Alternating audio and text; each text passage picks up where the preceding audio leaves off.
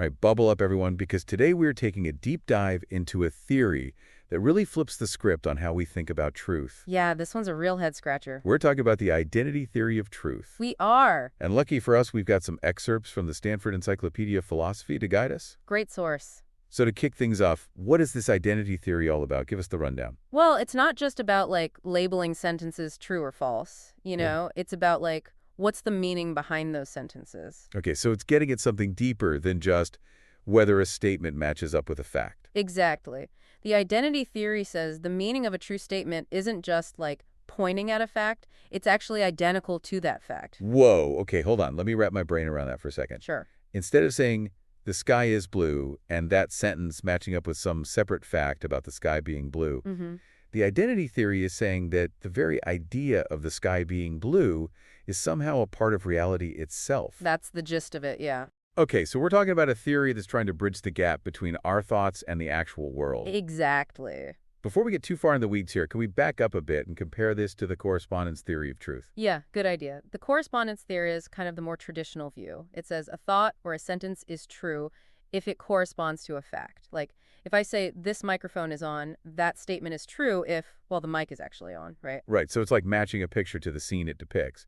But the identity theory comes in and says, wait, isn't that just saying the same thing twice? That's exactly what it's getting at. It's saying, where's the real explanation there? Yeah, where's the beef? And it tries to answer that by saying that a true statement's meaning isn't just this thing that happens to correspond to a fact. It actually is the fact. So instead of a picture in a scene, it's like saying the picture is the scene. Yeah, I like that.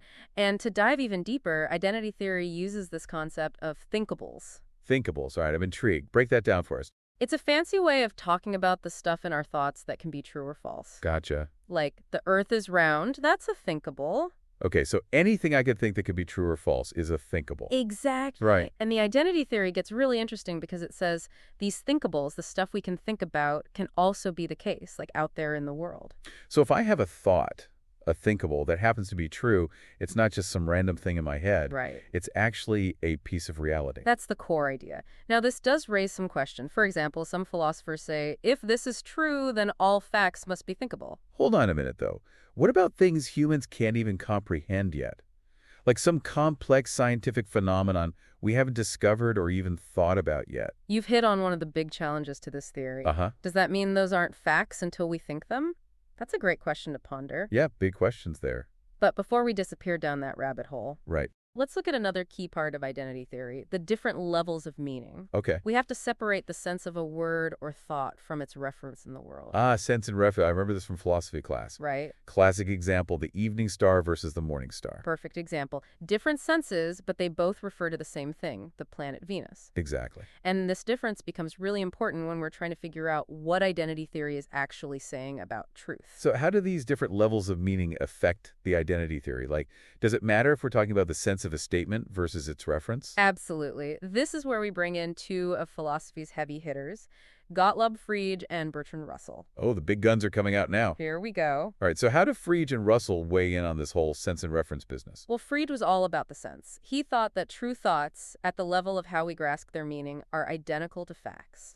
So for Frege, the thought itself, the way we understand it, that's what actually is the fact. That's Frege in a nutshell. Okay, got it. What about Russell? Now, Russell comes along and says, hold on, I think we need to focus on the reference the actual thing a word or thought points to. He thought it's propositions at that level of reference that are true or false. And true propositions, according to Russell, are facts. So we've got two different takes on identity theory here, depending on which level of meaning we're emphasizing. You got it.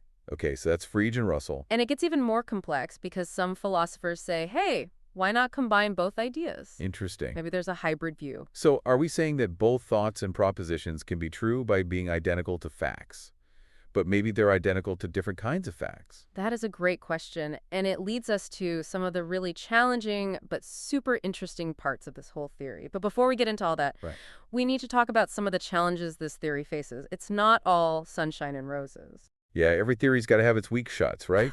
What kind of problems are we talking about here? Well, one of the biggest is what's called the modal problem. Okay, the modal problem sounds intimidating. Break it down for me. Okay, so the identity theory says a true proposition is a fact. What about all those possibilities, all the things that could have been true? Right. Like, if Socrates is wise is a fact, Hmm. Does that fact still exist in some possible world where Socrates, maybe didn't make the best choices and ended up, well, not so wise? I see what you're saying. It's like, how can something be a fact if it could be different in another scenario? If it's supposed to be this solid, unchanging thing? Exactly. That's the crux of the modal problem. And it's a real head-scratcher for identity theory, but some philosophers have come up with ways to address this. Richard Cartwright, for instance, says the fact still exists, it's just not factual in those other possible worlds. Okay, help me visualize this. It's like saying Hmm. the fact that we're recording this deep dive is a fact in this world, right? But in some other world, maybe we decided to go get tacos instead. That fact still exists in some way. It's just not factual there. You got it. It's a subtle distinction, but it's key to Cartwright's solution. The fact itself doesn't vanish. It just kind of loses its factualness in some possible worlds. To put it differently, imagine a world where Socrates is super cheerful and easygoing. Okay, yeah. In that world, the fact Socrates is wise, it might still be there in a way, but it's not factual because, well, he's not really embodying that characteristic there. That's a really neat way of thinking about it. I kind of get it now. Good, good. But even if we buy that solution, how do we even know which fact goes with which proposition in the first place? Like, couldn't any proposition, even a false one, be identical to some random fact out there in the universe? That's another tricky one, the right fact problem, and it gets to the heart of what the identity theory is all about. Some philosophers say that the right fact is, well, the fact that actually makes the proposition true. So if I say the moon is made of cheese, which obviously isn't true, there's no corresponding fact because the proposition's just wrong. It's not pointing to any real thing. Precisely. If a proposition is false, there simply is no fact that it's identical to. The identity theory doesn't try to say false propositions are true somewhere else. It's like, nope, they're just false because they don't line up with any facts. Okay, that makes sense. But what about that, what was it, the slingshot argument? I vaguely remember that one from my philosophy days. Didn't that try to show that all true sentences ultimately point to the same thing? Like some kind of mega fact, a great fact? Yeah, the slingshot argument, that one's a real doozy. And if it was true, I'd blow the whole identity theory out of the water because there wouldn't be all these different separate facts. But luckily, there's a bit of a loophole in the slingshot's logic. Oh, good. It assumes that any two statements that are logically equivalent, so they have the same truth value, Okay. they must refer to the same thing. But that's not always the case. Really? Can you give me an example to illustrate that? Let's say it's raining. Okay, simple enough. Now, that's logically the same as saying it's raining, and either unicorns exist or they don't. That's getting a bit more complicated. But they're both true if it's raining. Yeah. But they don't seem to be referring to the same thing. One is just about the weather. Right. And the other one brings in unicorns, which has nothing to do with whether or not it's actually raining. I see your point. It's like adding a bunch of extra stuff that doesn't change the basic fact of whether or not it's raining. Exactly. So that's why the slingshot argument may not be as powerful as it first seems. It makes this big assumption about reference that doesn't always hold up when we look at how language actually works. Gotcha. So we dodged that bullet. But is there anything else the identity theory has to contend with?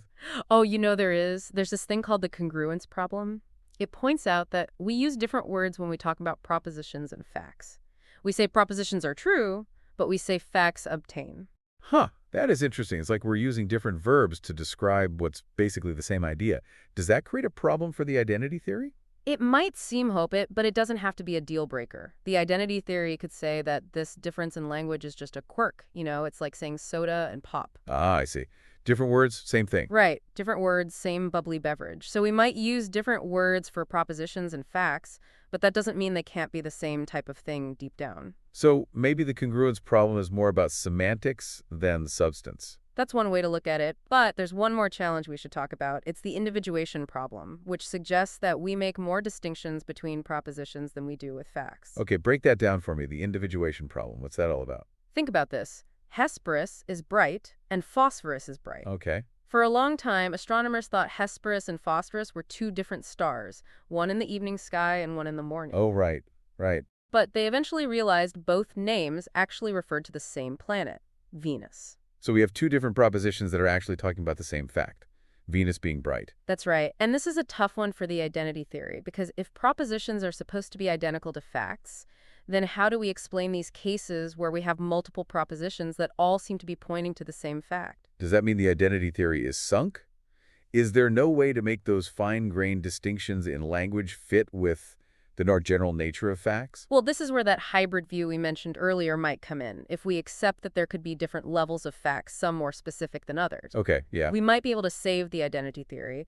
We could say that both thoughts and propositions can be true by being identical to facts, but they might be identical to facts at different levels of detail. So the hybrid view gives us a little wiggle room. Like it allows us to say that, yeah, Hesperus is bright and phosphorus is bright are different propositions because they express different ways of understanding the same thing.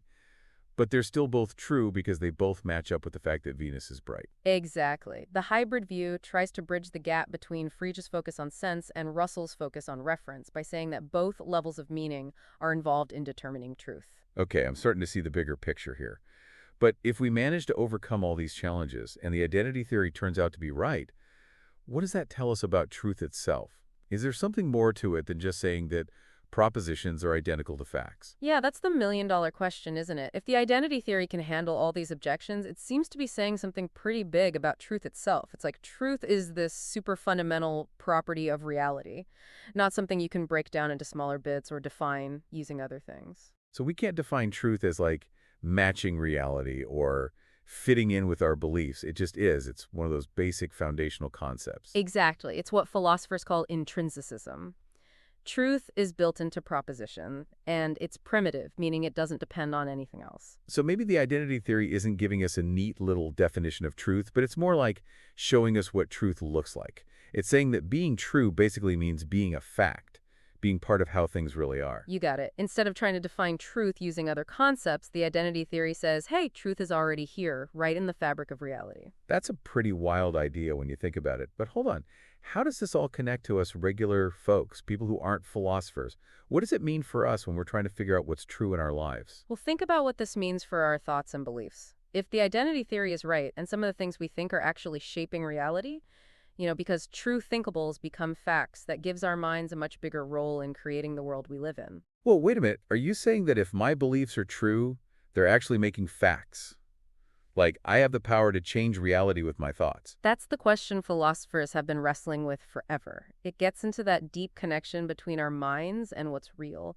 And the identity theory definitely leans toward the idea that our minds aren't just passive observers. They're actively involved, and maybe even helping to create the structure of the world. That's incredible. It makes you wonder about how powerful our beliefs can be, especially when we all share those beliefs. Maybe we're all shaping reality together without even realizing it. It's definitely something to think about, and that's what's so cool about the identity theory. It makes us ask big questions about truth, about belief, and about how our minds interact with the world. It gives us more questions than answers. I think you've definitely given us a lot to chew on today. This deep dive into the identity theory of truth has been a wild ride. We've gone through its main ideas, tackled some of its biggest challenges, and even got a glimpse of how mind-blowing it could be if it's true. We've only scratched the surface, but I have a feeling these ideas are going to stick with us. I agree. And if you're really hooked on this theory, I highly recommend checking out the full Stanford Encyclopedia of Philosophy entry on it. It's got even more insights and argument and different perspectives on the identity theory of truth. Absolutely. Who knows? Maybe you'll even come up with your own take on what truth really is. Until next time, keep thinking, everyone.